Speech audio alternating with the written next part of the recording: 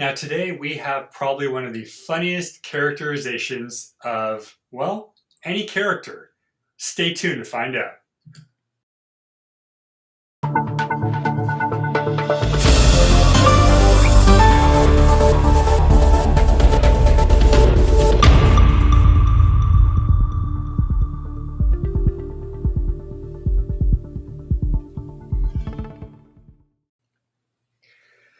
Oh, excuse me, I had to cough. Good morning, good evening, or good day, depending on where you are. My name is Rob. This is my mom, Karen, and you're watching Books, Banter, and Beyond.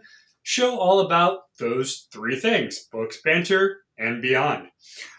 So today is a really funny one. I know you've never heard of this.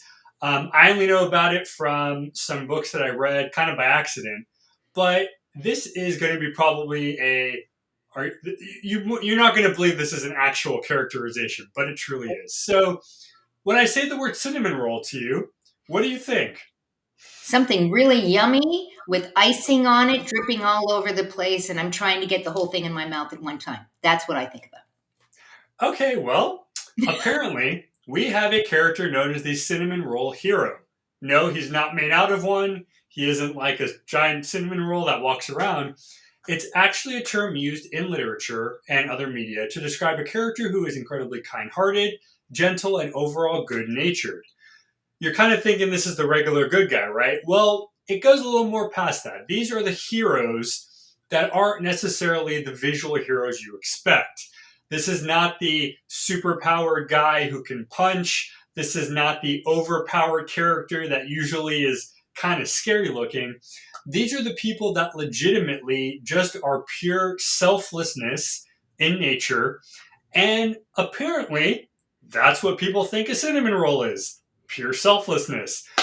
We'll discuss what we think on that in a second, but it's a really interesting kind of idea, right? Originally, these were based in romance novels. This was the character in the romance novel that kind of got the girl, but he wasn't the guy you thought was actually going to. So instead, usually have two guys in the book. One guy who's kind of more macho, big bravado, whatever, and then you have the other guy who's more of kind of the friend zone guy, I guess you can call him. The guy who's polite. He knows the main girl. They've gone to school together, whatever. But he's the character that actually ends up winning in the end. So it's the opposite of nice guys finish last. It's actually nice guys finishing first. Lovely idea, right? Yeah.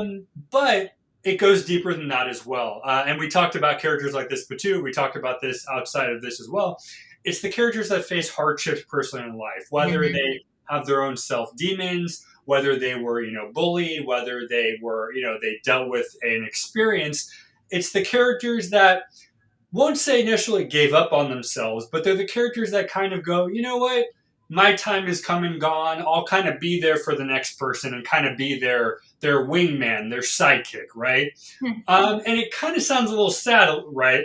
Until you realize that these are the guys that learn they actually have greater potential through the story. So, well, I have some examples later, but does any book or character in your mind ring a bell to this sort of Hmm. character?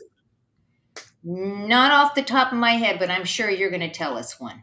We do. So we do have a couple things there, but as you mentioned at the beginning, we can't say cinnamon rolls without having some. So I got this fun segment for you. Go check this out.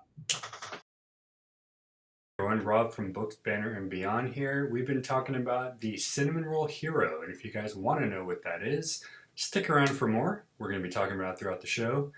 But I figured I can't say cinnamon roll without having a cinnamon roll. So if you guys haven't yet, this is my first time trying it. Wendy's has a Cinnabon pull apart. It's like the inside. Oh yeah, that's good.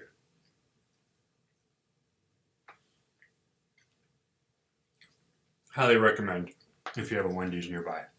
All right, everybody, stay tuned for more. I'm kind of feeling like I got left out in that. Where's mine? Oh my gosh, that looked really good. That was delicious. We will have to come over and have a bunch. It's Yeah. very small though, so I'm like, I feel like I need more than one. But Okay. so that was just some little fun rated on the side there. But yeah, so the archetype of this character stands more of a traditional rugged hero. I guess you can even think of it as a maybe Captain America style guy Right. minus his superhuman. You know, the guy who doesn't want to injure anybody, the guy who doesn't want the community to get damaged, the guy who will put themselves in harm's way to do it. You know, kind of like the Spider Man character, too, right? Hmm. Yes, these people have abilities we don't, but if you bypass their suit, it's the guy who truly believes that you don't need to be fierce Right. to be good, I guess. So Um, do you think it makes them more relatable then because of that? I definitely think so. I mean, you know, obviously, when you're talking like a romance novel, it's probably the easiest connection because everybody's dealt with that, whether it's, you know, you're meeting somebody or it's like the love of your life that you weren't able to Hmm. connect with. So I think romance is the best way to do it. But I think even in a fantasy or science fiction, it's still somewhat better to believe than you know, I always think of like the pirates character. You know, the pirate guys, the guys who are rugged and they'll cut through you to get to the stuff. That's not necessarily. I mean, it's not good, obviously, but it's also not very believable Right. because I don't picture nowadays. You know, I know that happened way back in the day, but today I don't see that happening. And if it does happen, I don't want to live in that area. Um, but like I mentioned, I asked you if you had any examples. So I have two examples from very popular stories here. The first one is Frodo Baggins from Lord of the Rings. We did talk about Lord of the Rings in a few episodes prior, but what makes him the cinnamon roll hero is selflessness, like we talked about, his bravery, and his pure heart. Right. All he wants to do is get this ring to the area to get rid of it because all it does is it cause problems. And along the way, he's got people trying to take it from him. He's got people trying to fight him for it. And yeah, he's probably scared out of his mind, but his job is to Hmm. get rid of this thing, right? He's got to destroy this thing. Right. Another character for Harry Potter fans is Luna Lovegood, kind of a quirky little one of the students there, a little off the beaten path. She's the person you really wouldn't talk to in school, but she's super kind, super loving. She has a unique perspective on life, and it makes her the friend, even if she's not your friend, that Right. you want to have, right? Because of this personality. So how does the presence of these cinnamon roll heroes in a story, how does that impact the overall narrative and like the development of the other characters? Because it has to have an impact, right? So yeah, so obviously, and we've talked about character-driven plots before as well.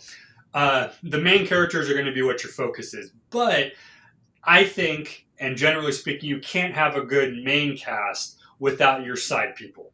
It goes for anything, right? So you have, let's say, two or three main characters, and they're great, but without these other people, you kind of lose the story. You need somebody to make them grounded. Right. And the best grounding is a character like this that basically reminds them hey, you might be powerful, you might have magic, but you're still a person. Right. So don't get too cocky because you're going to hurt yourself or somebody else. So that's how these guys shape the story, I think, because they bring everybody else back down to earth.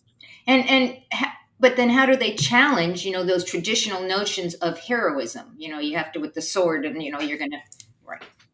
That's actually a good thing because these characters, whether it's a fantasy or a romance, they you look at them at first and go, they're in the way. They're kind of blocking the point. Like, what why are you here? And there's even aspects in some of these stories where you do push them out of the way because you think that they're actually screwing up what you're trying to do, and not till later do you realize, oh crap, I need these guys Right. to do it. And especially in a story with, let's say, superheroes or magic or whatever, a lot of times you get pushed aside for a few because the main character goes, what are you doing? I need to Right. go through, I need to get this done. and they don't realize that they needed this, I don't know, entity to Right. be.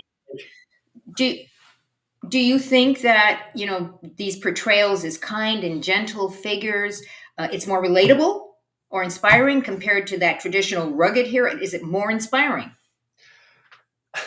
It's that I always have to pick the hard question, right?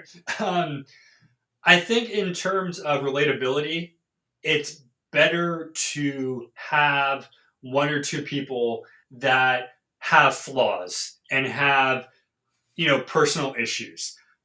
It's not to say you don't want to be strong or rugged, but I mean, I don't know. Let's be honest. For me, it's hard to come to that when it's not really you. If you feel that you're forcing yourself to become it, it's Right. hard to relate to. So as Right. much as it'd be fun to be a Spider-Man character or a Captain America, it would be hard to get to that level because you see everything they have to do. You see the heartbreak they deal with. You see the Right. hardships they deal with. Right. So I think portraying a flawed demon character is much more easier for me to understand because it feels like me. It feels like people that I Right. know, right? Right. And it may not be the best character to want to be, but it is relatable and you kind of learn about you, right? In a way, I you learn agree. about life. Yeah, no, I agree 100%. I think it makes sense because we're all flawed. All of us are flawed. And so it almost makes us feel like it's okay to be flawed. Look, a character Yeah. here, right? Um, let's check out the bookstore right now because you've got so many great things going on in there.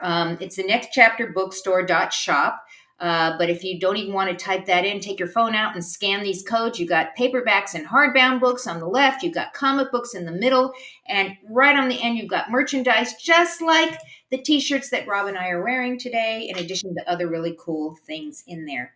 I love this. I love the idea of something being called a cinnamon roll hero. I'd never heard that ever before, so you learn something new every single day. But it actually makes sense because cinnamon rolls are just really tasty and yummy, and you just want more of them. I think so. I need to go out and pick up some cinnamon rolls right now.